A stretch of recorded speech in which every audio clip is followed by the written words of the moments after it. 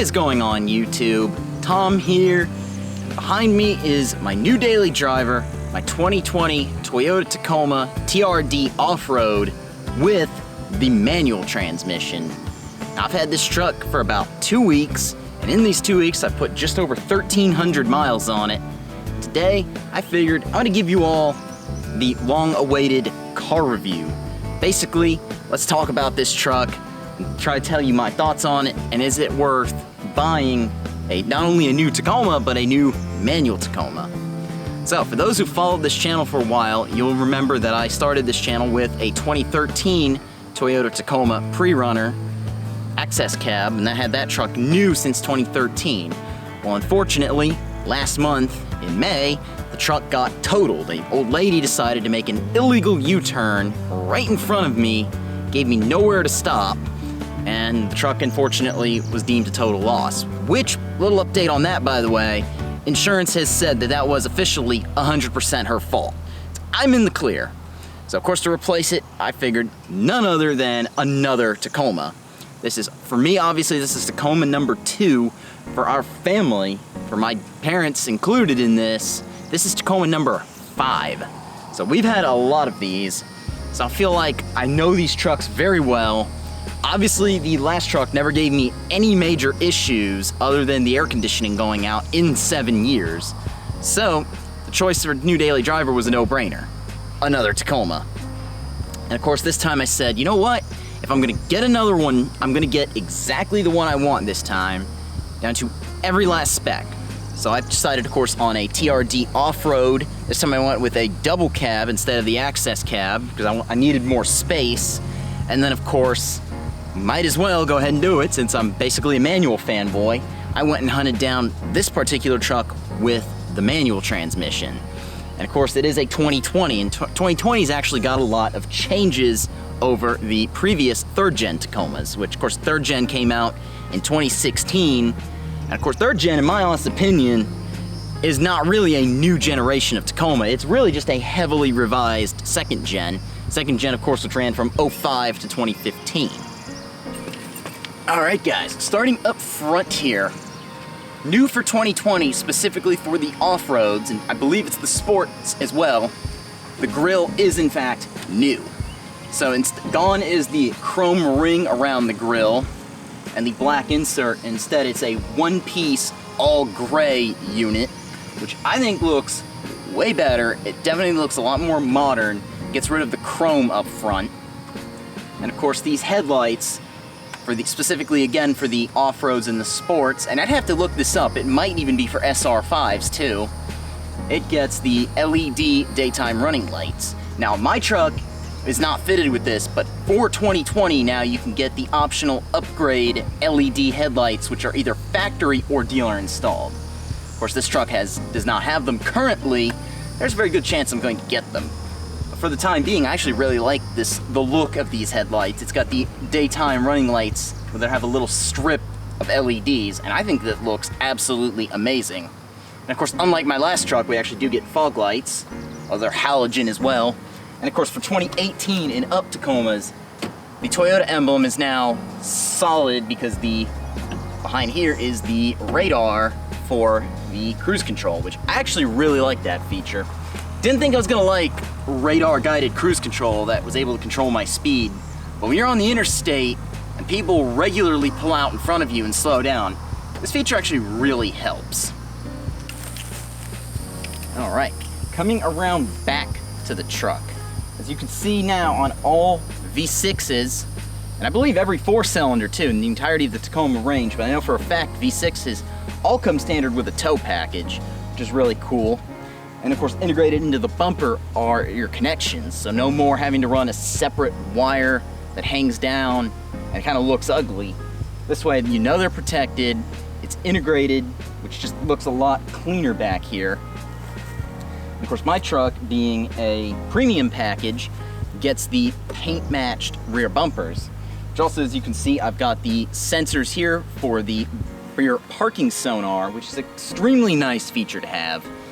It makes it a lot easier to back into a parking space. Backup cameras only do so much. The parking sensor beeps at you to let you know you've backed in too far. And of course it's a solid beep when you're about to hit something. I tend to back into things a lot, so actually I really enjoy this feature. Coming up to the taillights, being a TRD off-road, I wanted to say sport for a minute, this is an off-road. Sports have this too. They get the chrome ring inside the taillight, and it's a fully LED unit, except for the reverse signal, although that probably is going to get changed. I think it just makes for a lot better of a look from the rear of the truck. And I like this because my 2013 had a very similar taillight design. It was something that was just a little bit nicer than the standard kind of boring Toyota taillights. So I actually really like these taillights. I really like the design. I would like to black out the chrome at some point. So I might switch to TRD Pro taillights, but that's all in the future. Coming over here to the tailgate. Of course, you have, once again, like all third gens, you have the embossed Tacoma in the bottom of the tailgate. I just think it's a really cool feature. On the tailgate handle, as you can see, standard for third gens is a locking tailgate handle, which is very nice to have because Tacomas get tailgates stolen a lot. So it was nice that Toyota finally said, hey, let's make this standard, so no more having to go to an aftermarket unit like a pop-and lock, which over time pop-and locks break. So this is nice because this is factory Toyota designed. Integrated into the tailgate handle is your backup camera. And of course, I find this to be really cool, kind of a nod to the old school Tacomas and also the Hiluxes before this. It has the word Toyota written across the tailgate handle. I find that to be awesome. I don't know about everybody else, I just kind of like features like that. Of course, we take the key here and we unlock the tailgate. Like all third gens, we get the easy lower tailgate. Inside the bed, you'll notice, for anybody who's upgraded from a second gen, the inside the bed is exactly the same as the second gen. Because of course this truck really just being a heavily updated version, they didn't change anything on the inside, except for one strange feature I noticed with the 2020 specifically. Driver's side cargo box is now gone. Not sure why Toyota did that, so you only have one. Now it has also, on the passenger side, it has a 400-watt power outlet. And of course you get one small storage box. It's kind of annoying that you don't have the two anymore, you only get the one little one. But oh well. Again, universal to the second gens, you get the same cargo tie-down system inside the bed, which I find to be a really usable system, simply because you can put it wherever you want it. It's always there, you can take them off. I, of course, have another set from my old second gen, so I could add more of these little rings. It's just a really cool system that allows you to haul a lot of different types of cargo. You're not limited to what standard rings and mounting points are inside the bed. Alright, coming down here to the wheels of the truck. As you see, the TRD off-roads get the unique designed wheel, which I just think looks really cool. It's a little bit more of an aggressive off-road style wheel. It's, of course, wrapped in Goodyear Wrangler Kevlar-lined all-terrain tires, which is great. Even if you don't plan to do off-roading, these are really cool to have, because if you're like me, I hit curbs a lot, so this is nice to have something a little more aggressive than the standard Goodyear tires. They're 265/70 R16s, which so they are a little bit more aggressive than a standard Tacoma's stance. I really enjoy it because they stick out just a bit further, and they kind of add some necessary beef to the truck, because otherwise an SR5 Tacoma always kind of has the work truck look. This actually looks like it's made for off-roading. Okay, coming to the interior of the truck. Now, as I mentioned, this truck is fitted with the premium package, which means it has heated leather seats, it's got dual zone climate control, and also, my favorite party trick, it's got a power sunroof, which Toyota calls a moonroof. However, it opens. So I'm pretty sure by definition that means it's a sunroof. Now, of course, it's got the 8-inch touchscreen head unit with Android Auto and Apple CarPlay, which it took Toyota from till now in 2020 to finally offer Android Auto with the head unit. Now, of course, this also has navigation, which is really nice. Of course, sometimes it's a little bit inaccurate, so it's actually very nice to have Android Auto, which means you can use Google Maps. Now, it also has Entune. However, I can't stand Entune. We have it in my girlfriend's 2018 Camry, and it seems like it never has worked right. So we basically have abandoned it, and I'm actually very glad it has Android Auto. I'm hoping that Toyota will offer an update for the older models to have Android Auto installed. It'd be very nice if they did. Looking forward here in this cabin, it has a Qi wireless charging pad, which is nice. If you have a phone capable of it, you set your phone on it, and it charges. I don't currently have a phone capable of it. I have a Google Pixel 3a, but my girlfriend has a Samsung phone, and we did try it out on her phone. It's great. It's a cool feature to have.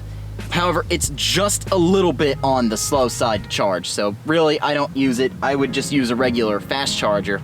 Although having that space is nice because that means you have a phone storage spot. It's very nice to have that where a lot of vehicles don't have a dedicated phone slot. Moving on to the back seat of the truck. Now, unlike my old access cab, there actually is a good bit more leg room than what I used to have. And of course, unlike the access cab, you're not sitting straight up anymore in the back seat. Now, you can actually lean back and get a little bit more comfortable. Now, legroom might not be the greatest, just because this is a smaller truck, but you definitely have a fair amount. I'm 5'7", and me sitting behind the passenger seat in line with my driving position, I have a good amount of leg space. Of course, anyone much taller might have a problem. In general, these trucks aren't made for tall people. Headroom is definitely at a bit of a premium. Get a little bit of a hump back here because of the sunroof. Now, up front, you actually lose a good bit of space just because of the sunroof. So if you are taller, I would recommend not getting a sunroof. But that way you have some space back here. For some strange reason, they still only offer one mat pocket on the passenger seat, not on the driver's seat. You get 2 cup holders for your passengers, and of course, like every door on the truck, you get 2 bottle holders in each door. So you have a good amount of cup storage.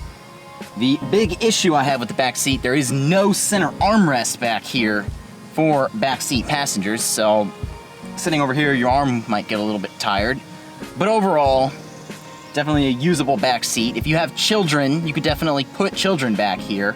It has 2 USB ports for charging devices, because we all know kids these days never look up from their tablets, so that's cool to have for them so they can be distracted by the lack of an armrest. Overall, this back seat is definitely a lot more usable than an access cab. So if you actually intend to use the back seat for more than just children or more for just occasional use, I would recommend a double cab. And even then, even if you don't intend to use the back seat for people, it's very nice to have the space because I can go ahead and show you all. If I put this seat down, it folds flat and gives you a little bit of cargo space. And of course, you have to remove the headrest to fold it completely flat. But I don't know how well you all can see it right now due to the sun, but I've got all of my work gear behind here. Being able to fold the seat flat is nice if you got cargo that you don't necessarily want to put on top of the seat. Like, I intend to take this truck on vacation with my girlfriend as soon as the world opens back up due to the coronavirus. So at which point we'll be folding the seats flat and all of our bags are going to go back here. It's nice, that way you can put stuff back here that you don't want to put in the bed due to either might get stolen or it might rain.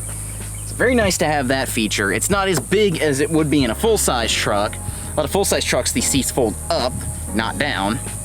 Of course, the bottom part of the seat here, if you can see, I fold this up, and I probably all can't see this, but there are cargo boxes down here, which are very nice to have. You got, on the passenger side, the cargo box has your jack and other tools for replacing a tire. On the driver's side, of course, you get an empty box, which I use for straps to strap stuff down in the bed, or if I ever were to tow something, I could use it for that. So overall, you have a decent amount of storage back here. Now, this is, of course, common with the second-gen Tacomas as well, so anybody who's owned a second-gen double cab will be familiar with all of this. A lot of it really hasn't changed too much. So it's very nice to have all the storage. If you, like me, you work a trade job, everything that used to be on the floor of my access cab is now behind the seats. So you got a good amount of space overall. If you need more, I still would probably either get a 4Runner or I would get a full-size truck. Getting in this truck and getting ready to take it for a drive, you have, of course, your key here, which is just the standard Toyota key. No switchblade, no push button, no nothing, just a standard old school Toyota key. If you do get an automatic version of this truck, you do have an option for push button start. Manuals, for whatever reason, Toyota does not offer that. So we just wiggle our knob here, push down the clutch pedal, put the key in, and start her on out. I apologize in advance for A, the air conditioning noise, and B, if it looks like I'm sweating. It's very hot today in Florida. It's 90 degrees and it's only going to get hotter. And also, for more light for filming, I have the sunroof, the actual cover open, so that way I can get more light. And I need to get the sunroof tinted pretty badly, because in Florida it just gets hot. But anyway, let's get out on the road and let's get this review started. Alright, first driving impressions with the shifter. This shifter is extremely notchy. Not totally in a bad way, but not in a good way either. It kind of depends on whether you prefer notchy or not shifters. I personally would prefer it to be not notchy. However, it's not really undrivable either. It just definitely took me some getting used to. Another important thing to mention with the shifter in this truck is reverse and first are right next to each other. Most manual transmissions, they have a reverse lockout, so you can't accidentally go into reverse. This truck, the reverse lockout is actually to just simply push harder to get into reverse. So if you're in a hurry and not realizing it, you can actually very easily shift this truck into reverse instead of first. And if you're wondering if I've done it, yes, I've already done it in the 2 weeks I've had this truck. In fact, I've done it a few times. It takes some getting used to realize, hey, there's actually no reverse lockout. But aside from that, aside from the manual dealing with this truck, the clutch pedal is actually very easy to operate. It's not, now the big issue though, it doesn't have a lot of clutch feel. Some people don't like that. Personally, I kind of like the way this clutch is set up. It allows you to kind of focus on driving. It's not a very heavy clutch.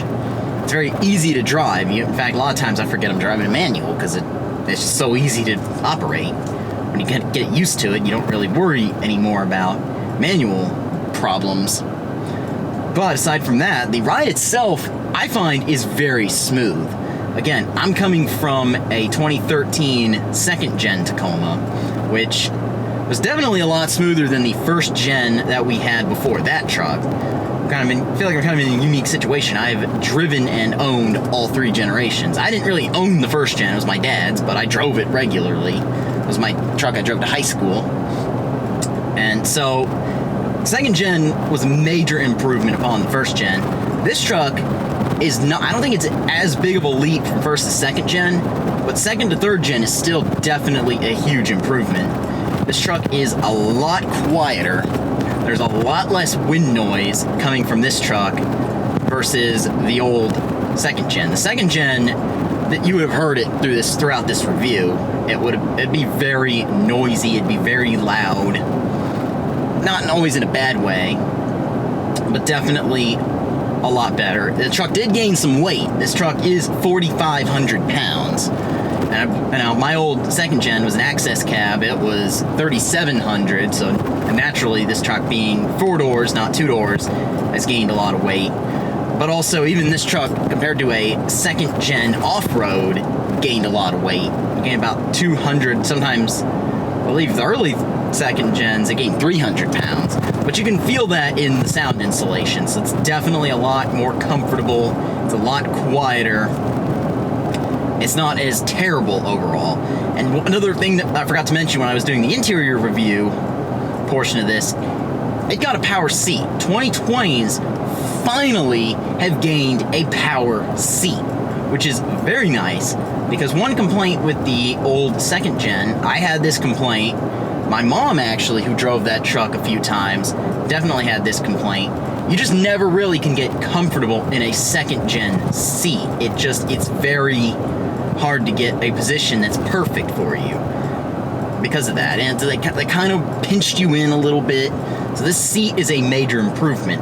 My first impression, it felt a little hard at first, but I think now that 1,300 miles later, now that we got it broken in, it's definitely a lot better to sit in. I think that it's a much, much, much better seat. Right, when I take this truck to work, You know, my drive to work is an hour, so I no longer feel like I've got a really long drive. I now kind of like, oh, you know, it's work, is what it is. It's a very easy to drive truck, and I kind of like that about it. Definitely compared to the second gen. Now, of course, to make our turn here, downshifting. This motor has a lot more power than my old truck. Now, my old truck was a 4-cylinder, so it definitely was a huge upgrade to finally get a V6. But now, a lot of people do complain about this particular V6. They do not like the 3.5. Now, I have some opinions on it. Overall, I think it's a great motor. It has a lot of high-end horsepower, which is definitely something that old 4-cylinder did not have. It lacked high-end power. Now, big issue with power is no one really cares about horsepower when you have a truck. With a pickup truck, the number that really matters is the torque. And this motor has effectively the same torque as the 4-liter V6 that it replaces. This one's 265 torque, 265 foot-pounds of torque. The old V6, the old 4-liter, was 264, so only one more torque. It's got 278 horsepower, so a lot more power compared to the outgoing V6's 236, but since torque is the number that matters, for all intents and purposes, it's the same torque. And the real issue, and I think this is why people feel like this motor's a dog, the torque, the max torque is at 4,000 RPM, which, that means you really have to end up revving this truck out to get all of that torque. When you start getting on hills, I've noticed this truck bogs out just a little bit. Not a whole lot. Of course, being a manual, I can just downshift it and keep going. We don't really have a whole lot of steep hills here in Florida, but it's definitely worth noting if you live in a hilly area. Now, being a manual, like I said, I can just manually decide to shift it. The automatics, the big issue everyone complains about with that is they hunt for gears a lot. That was my main issue with that. I test driven an automatic and I really didn't care for it. That's why I actually decided to go ahead and get a manual. So, as me, the manual was well worth it. You can decide what gear. You don't have to worry about a shift map. You don't have to worry about that ECT mode that the automatics have. It simply has no purpose. In fact, there's a blank switch where the ECT button would be on this truck. So overall, I definitely think, though, the manual was worth getting because, as I mentioned in the reveal video, this truck was 2 hours away from me. I had to drive down, or my dad actually drove me down, and then I picked it up. Drove 3 hours back home because of traffic to get this truck. So it was a good little hike to go get it. It was not just simply at the local dealer. The problem is dealers don't get a lot of manuals these days, and they claim that they fly off the lot, which in this case just isn't true. This truck had been sitting for 60 days, at least before I got it. At least that's what the dealer told me. So they try to tell you that, you know, it's worth every penny, you know, because it's so rare, but if you find that one that's been sitting like this one, you'll get a deal. I got this truck for like almost $2,000 below invoice before dealer fees and tax and all of that. So definitely it was well worth hunting down, well worth getting the deal. Somehow that dealer managed to have 5 manuals. They had this truck, another off-road, 2 sports, and then a TRD Pro in manual. So, don't know when they got so lucky, but either way, well worth it. I'm very happy with the manual. I plan to keep this truck for a very, very long time, like I did the old truck. I mean, that truck I had for 7 years, even though it only had 53,000 miles on it, I definitely can say that had a lot of life left in it. So I have very big confidence in the 2020 being just as reliable as my old 2013. I really hope so, because I mean, I'm paying a lot of money for this truck. But, in which case, I definitely want to make a lot of content with it on YouTube while I have it, because at some point it is going to get lifted. I do want to lift it, I do want to take it off-road. Basically, I want to do a lot of things with this truck that I always said I was going to do with the old one, but then never did. Of course, then I ended up getting the Mustang. That took a lot of funds away from any truck build that was possible, so definitely as the funds come in, you know, another pay raise or two for work, I'll definitely be putting a lot of effort into a truck build. So a lot of you were very excited to see Tacoma content back on my channel. So I'm hoping to bring that to everybody. Anyway, let me know in the comment section below what you think about this review. Let me know what you think about the manual Tacomas, or in general the 3rd gen Tacomas, because I really want to hear what everyone's opinion is. I've been enjoying this truck a lot. I definitely really do want to keep this a long time, and I want to make a lot of awesome content. Anyway, if you like this video, go ahead and leave a thumbs up. If you are stopping in for the first time, go ahead and subscribe, because I have this. I also own a 2018 Mustang GT, so I want to get back to making content with that as soon as rainy season starts to die down. Anyway, take care. Have a good day.